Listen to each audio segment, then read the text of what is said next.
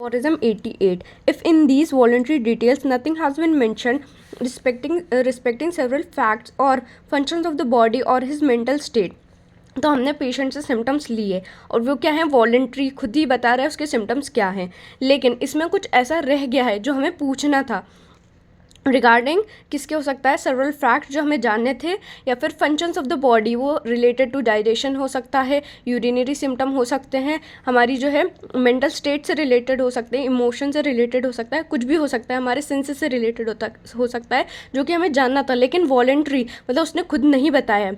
तो क्या बोल रहे हैं आगे, the physician ask what more can be told in regard to these parts and these functions or in the state of his disposition or mind. तो क्या बोल रहे हैं कि अब हमें पूछना है उससे ये क्वेश्चन जो रह गए हैं, किसके रिगार्डिंग, जो कि अभी हमने बात की, फैक्ट्स या फंक्शंस या फिर डिस्पोजिशन ऑफ माइंड।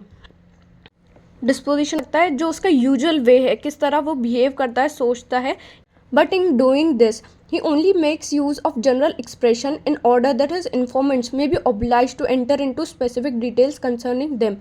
लेकिन उन्होंने क्या बोला, जब भी हमें ये क्वेश्चन बॉडली फंक्शन से रिलेटिंग या फिर उसके माइंड से रिलेशन क्वेश्चन पूछना है, तो हमें क्या यूज़ करना है, जनरल एक्सप्रेशन का। दैट मीन्स जनरल क्वेश्चन हमें उससे पूछने हैं। तो जब भी हम जनरल क्वेश्चन अपने इन्फॉर्मेंट से पूछेंगे तो क्या होगा कि वो हो सकता है जब वो बता रहा हो, जब हमने कोई भी जनरल क्वेश्चन पूछा हो और वो जब आंसर बताए, तो हो सकता है उससे रिलेटेड उसे कुछ और स्पेसिफिक याद आ जाए। तो हमें क्या है, उससे पूछना तो जनरल है, और अगर उससे रिलेटेड कुछ और स्पेसिफिक होगा तो वो खुद ही हमें बता देगा। अब फुटनोट में क्या है, एग्जाम्पल्स दिए हैं।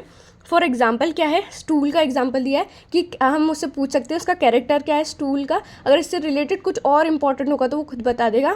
उसके यूरिन की बात की है कि how does he pass the water, that means urine. उसकी नाइट या डे स्लीप कैसी है, ठीक है ना। उसका स्टेट ऑफ डिस्पोजिशन क्या है, मतलब जिस वे में वो बिहेव करता है। उसका ह्यूमर क्या है, उसकी मेमोरी कैसी है, शार्प है या अनक्लियर है। उसकी थर्स्ट कैसी है, उसका टेस्ट कैसा है, माउथ में टेस्ट कैसा है। हम बोलते हैं ना मेरे मुंह में तो बिटर टेस्ट है ऐसा, या फिर कुछ भी स्वीटेस्ट टेस्ट है, तो उसके मुंह में कैसा टेस्ट कैसा है, या फिर किस टाइप का फूड और ड्रिंक उसे बहुत अच्छा लगता है, या फिर कौन सी चीज़ें हैं जो उसे अच्छी नहीं लगती। और देन क्या है कि जो उसका नेचुरल टेस्ट है वैसा ही है, या फिर अब कुछ अनयूजुअल टेस्ट आने लगा है, और उसे खाने पीने के बाद कैसा लगता है।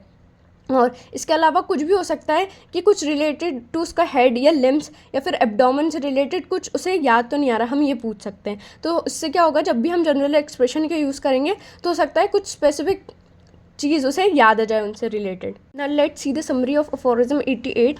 हमने क्या पूछना है, आस्क जनरल क्वेश्चन या फिर जनरल एक्सप्रेशन का यूज़ करना है।